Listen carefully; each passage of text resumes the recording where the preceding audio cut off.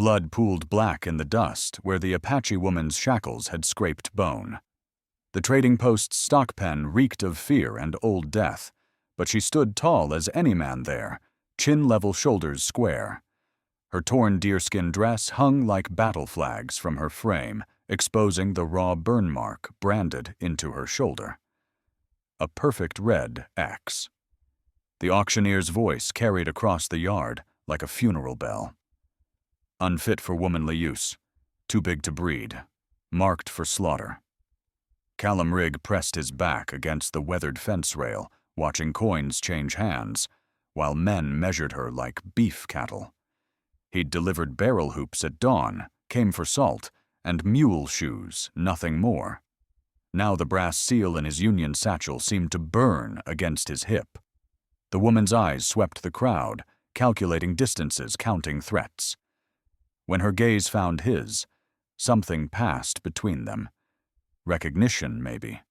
The look of two people who'd seen the world's worst face and lived to remember it. A butcher stepped forward, apron stained dark. His blade caught sunlight as he tested the edge. "Prime cuts," he muttered loud enough for her to hear. That's when Callum moved. Not toward his wagon, not toward the road home. Toward the pen, where chains rattled against iron posts. He pulled the ledger from his satchel, set it flat on the rail, and pressed his brass seal into the page. The metal caught every eye in the yard. "Federal freight custody," his voice cut through the murmur. "Transport irregularities. This sale's void, pending investigation." The auctioneer's smile cracked like old leather. "Now hold on, that ain't..." "You want soldiers asking questions about your bills of sale." Callum's tone stayed level, but his hand rested near the pen's gate latch. "Or do we settle this quiet?" Nobody argued with a federal stamp. Nobody wanted their name on a report that might reach Fort Apache. The crowd shuffled, spat drifted toward other entertainment. Callum unhooked the chains from the post. The woman's wrists showed raw skin, fresh blood where the iron had bit deep. He looped the slack around his forearm so it wouldn't drag, kept space between them. "Walk," he said. Not harsh, not gentle. The tone a man used with creatures that spooked easy but deserved respect. She walked, past the jeering faces, past the butcher's scowl, past the auctioneer counting empty coins. Her bare feet found solid ground beyond the gate, and for the first time since dawn, her breathing deepened. At his wagon, Callum poured water from a barrel into a tin cup. She drank without spilling, though her hands shook. When she finished, she set the cup down, careful as china. He opened his ledger again, wrote a line about protective custody, pressed the seal beside his signature. The page smelled like brass and hope. 8 miles to shelter, he said, checking his mule's traces. "Road's rough, but better than here." She nodded once. Her eyes tracked the men still watching from the trading post porch, measuring threats, filing faces for later reckoning. As the wagon wheels started rolling dust, clouding behind them, Callum felt the weight of his choice settle across his shoulders. One woman, one wagon, one brass seal between her and a butcher's knife. He'd stepped into the current now. No going back to quiet freight runs and evening coffee by his stove. The woman walking beside his wagon had brought more than chains with her. She'd brought a reckoning that was just beginning. The canyon trail twisted like a broken spine, leading them deeper into country, where law meant less than water, and silence could keep a man breathing. Callum's mule picked its way through loose shale, while the woman matched pace beside the wagon wheel, her stride long and sure, despite bare feet on sharp ground. He'd expected questions by now. Who was he?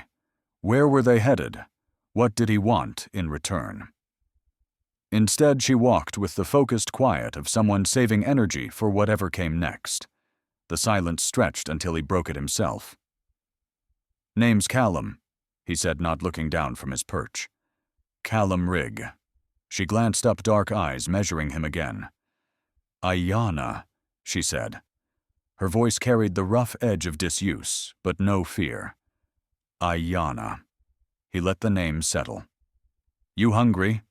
She shook her head, though he could see the lie in how her hand pressed brief against her stomach. Pride, he figured, or the habit of taking nothing from men who might demand payment later. The shack appeared near sunset, tucked behind wind-carved rocks where the wash curved deep. One-room plank walls, weathered gray stone chimney, trailing smoke into empty sky. A place built for hiding, not living. Inside smelled of old coffee and newer loneliness. Callum struck a match, lit the lamp fed the stove with practiced efficiency. Ayanna stood near the door, taking inventory. Rifle on the wall single-bed table scarred by years of hard use. No frills, no softness. A man's refuge from a world that had taken too much. He set a bowl of beans before her, thick with salt pork. She ate slow, deliberate, the way people did when meals weren't certain things. While she ate, he cleaned the brand on her shoulder with warm water and bear grease. The flesh was angry swollen, but healing clean. Federal custody, she said when he finished. Her English was better than he'd expected. Real Callum set the medical supplies aside. Real as anything else that matters. She studied his face in the lamplight. You have no authority here. Authority's what men believe it is. He tapped the brass seal on his satchel. That postmaster saw federal freight inspector, saw soldiers asking questions, saw more trouble than one woman was worth. Ayanna's mouth almost curved. Almost. Clever. Alive's better than clever. Outside coyotes began their evening song. Inside, questions hung thick as smoke. What was her crime? Why was she marked for slaughter? How long before men with guns came looking? Callum banked the fire, rolled out his bedding near the door. Ayanna took the corner by the stove, wrapping herself in the spare blanket he'd given her. But he noticed how she positioned herself, back to the walleyes on both door and window, ready to move fast if the night went wrong.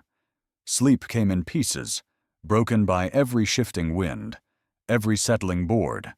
They were strangers sharing space, linked only by a choice made in dust and desperation. But they were alive, fed, warm. For now that was enough. 3 days passed before the riders came. Ayanna had been mending her torn dress with strips of rawhide when the sound reached them. Hoofbeats on hard ground, moving steady, purposeful, not passing through. Coming here. Callum was at the door before the sound faded, rifle in hand. Through the window, Ayanna watched 3 men rein up near the corral. The leader wore a badge that caught morning light. The other 2 carried themselves like men paid to hurt things. "Federal man," the sheriff called out. His voice carried the lazy confidence of someone used to being obeyed. "Got business with that Apache woman." Callum stepped onto the porch rifle, casual in his grip. "What kind of business?" "Legal kind. She's wanted for murder back in Tucson. Killed her husband with a skinning knife." The sheriff's grin was all teeth. Tribal law don't cover white men's blood.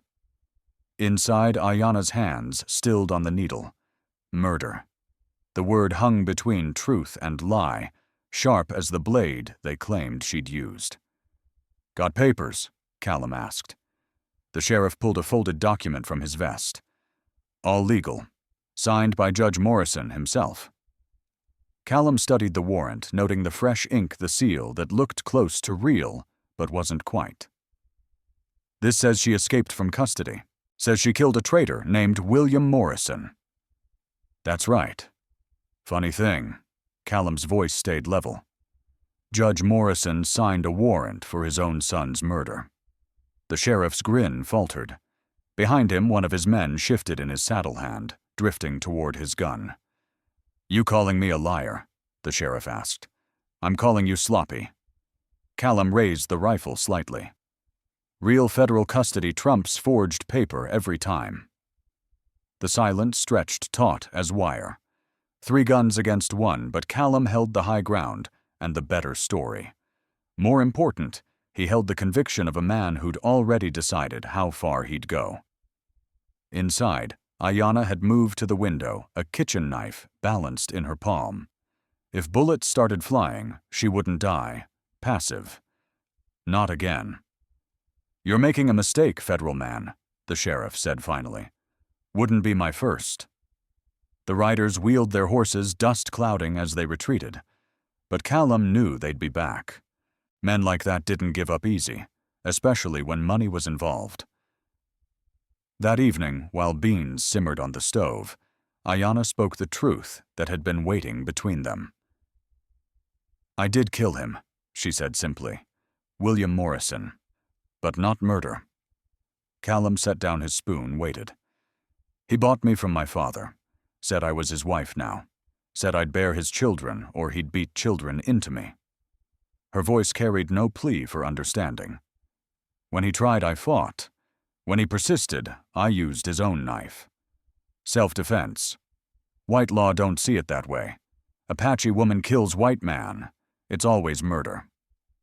Callum thought about the scar tissue around her wrists, the careful way she moved around men, the brand burned into her shoulder. A lifetime of being owned, traded, used. "Then we make sure white law doesn't find you," he said. Her eyes sharpened. "They'll come back. More of them. Let them come." That night, Ayanna moved her blanket closer to his bedroll, not from desire, but strategy.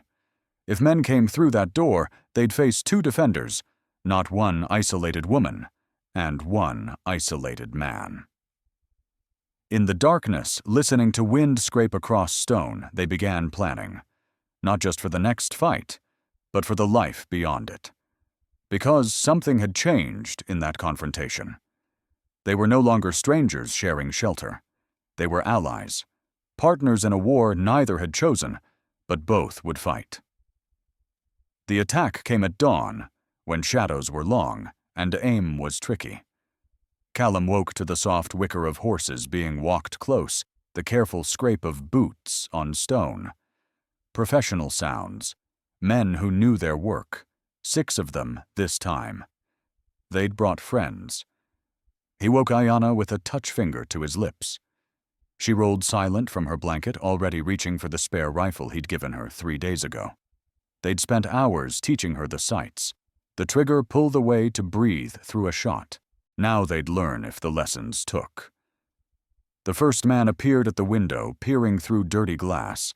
Ayanna put a bullet through his shoulder, spinning him back into the dirt. The fight erupted like a kicked hornet's nest. Muzzle flashes lit the dawn. Bullets splintered. Wood shattered the lamp-punched holes in the stovepipe. Callum fired through the doorway, while Ayanna covered the window, their movements coordinated as dancers. "Federal man," the sheriff's voice carried over the gunfire. "Send her out, and we'll make it quick. Keep fighting, and we'll burn you both." Callum's answer was another shot that sent the sheriff diving for cover. The siege stretched through morning into afternoon. The attackers had numbers, but no patience. City men used to quick victories. They hadn't counted on 2 defenders with nothing left to lose and nowhere left to run. By sunset, 3 of their number lay still in the dust. The survivors mounted their horses and rode hard for town, carrying wounded and stories that would grow in the telling. Inside the bullet-torn shack, Callum and Ayanna sat in the gathering darkness, backs against the wall, rifles across their knees. Smoke from the damaged stovepipe filled the room with gray haze. "They'll be back," Ayanna said. "More of them. Maybe soldiers next time." Callum nodded. The brass seal that had saved her at the trading post wouldn't work twice. Real federal men would come now asking real questions about the shooting. "Time to move," he said. "Where?" He thought about the deep canyons to the north, the hidden valleys where Apache had once made their stands. Country too rough for easy pursuit, too wild for badges and warrants to carry much weight. "Somewhere they can't follow," he said. That night they loaded the wagon by moonlight. Food blankets, ammunition tools, everything that could be carried, everything that might mean the difference between survival and slow death in the wilderness. As they prepared to leave, Ayanna touched the brand on her shoulder. The X that marked her as property, as meat, as something less than human. "In my tribe," she said quietly, "warriors earn their scars. This one wasn't earned. It was carved by a man who thought he owned me." Callum understood. The brand wasn't just a mark. It was a chain made of flesh, binding her to a past that had no place in any future worth living. He heated his knife blade in the coals until it glowed red. Then, gentle as a surgeon, he began changing the X into something else. A star, a flower, a symbol of her own choosing. When he finished, she pressed her palm over the healing design. "Now it's mine," she whispered. They left the shack before dawn wagon wheels cutting deep tracks in the soft earth. Behind them lay the old life, the safe life, the small life that had shrunk to fit between four walls and the reach of other men's authority. Ahead lay the unknown country, dangerous, unforgiving, but free. They drove toward it together, two scarred souls carrying everything they owned, and nothing they couldn't defend. The high country took them in like secrets, valleys folded between red stone walls, water running clean from hidden springs, grass thick enough to feed the mule, and any game they could hunt. Country so remote that maps ended before it began, so wild that civilization felt like something glimpsed in dreams. They made camp beside a stream that had no name under stars that seemed close enough to pluck. Callum built the fire, while Ayanna set snares, their movements easy with practice. 6 months on the run had taught them each other's rhythms, each other's strengths. The pursuit had faded weeks ago. No point chasing ghosts into country that ate horses and broke wagons. Let the federal men write their reports. Let the sheriff count his losses. Out here, different laws applied. Older laws, simpler ones. "You sorry?" Ayanna asked that night, staring into the flames. Callum considered the question. Sorry for the shack he'd never see again. The freight routes he'd abandoned. The quiet life he'd traded for this wild one. No, he said and meant it. She smiled then. The first real smile he'd seen from her. It changed her entire face, erased years of hard use, revealed the woman she'd been, before chains and brands, and men who thought flesh could be bought. That night she came to his blankets without hesitation. Not from gratitude or obligation, but from choice. Pure, simple choice. The most precious thing in the world. They made love under stars that had watched these mountains since before white men dreamed of Western gold. Gentle at first, then fierce, then gentle again. Two people claiming each other with hands and mouths, and whispered words in languages both new and old. Afterward, she traced the scars on his chest. Civil War memories carved in flesh that had forgotten how to trust another's touch. "Tell me," she said. So he did. About Gettysburg mud and Atlanta smoke. About friends buried in foreign ground and orders that made no sense, but had to be followed anyway. About coming west to forget and finding only emptiness until she filled it. She told him about her childhood in the mountains, about learning to hunt before she could properly walk about the day traders came, and her father decided daughters were worth less than horses. They talked until dawn, painted the sky, laying out their histories like maps of countries they'd left behind. Winter came early, but found them ready. They'd built a cabin in a hidden valley, small but tight, chinked with mud and hope. Ayanna's belly had begun to swell with new life, and Callum spent his days hunting, gathering, preparing for the child who would know no chains, no brands, no masters, except the mountain seasons. Spring brought the baby in a rush of pain and joy and blood. A girl dark-haired like her mother, stubborn like her father. They named her Lily for the flowers that bloomed wild beside their stream. As Callum held his daughter for the first time, her tiny fist wrapped around his finger, Ayanna spoke the words that had been waiting between them. "She's free," she said simply. Free. The word that had started their journey, that had driven them into danger and out the other side.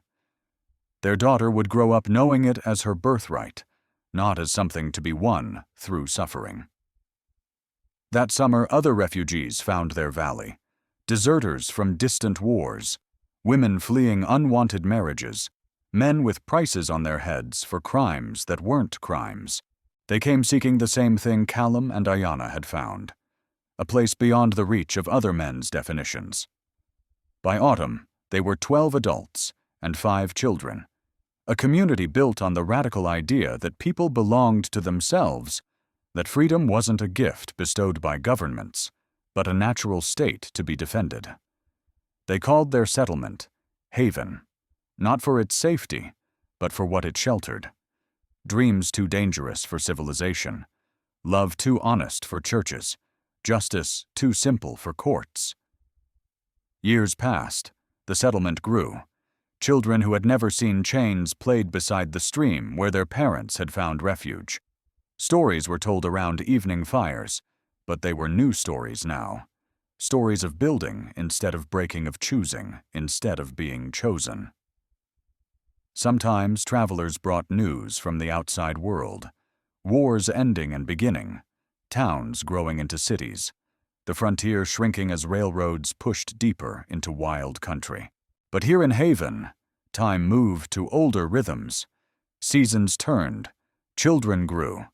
Love deepened into something strong enough to bear the weight of daily life. On quiet evenings when Lily played at their feet and the fire burned low, Ayanna would trace the star-shaped scar on her shoulder. The mark that had once branded her as property now reminded her of the night she chose her own symbol, her own meaning. "Regrets?" Callum would ask, echoing her old question. "None," she would answer, and mean it completely, because they had done the impossible thing. They had taken their broken lives and built them into something whole. They had found love in the space between one heartbeat and the next, freedom in the choice to keep walking when stopping would have been easier. The trading post where their story began was ruins, now they'd heard. Burned in some forgotten conflict, its stock scattered, its records lost to wind and time. But Haven endured. Hidden in its secret valley, protected by distance and determination, it remained what they had made it. A place where the past could not reach, a home built on the simple radical notion that every soul deserved the chance to write its own ending. And in the evening light, watching their daughter chase butterflies through mountain grass, Callum and Ayanna knew they had written theirs well.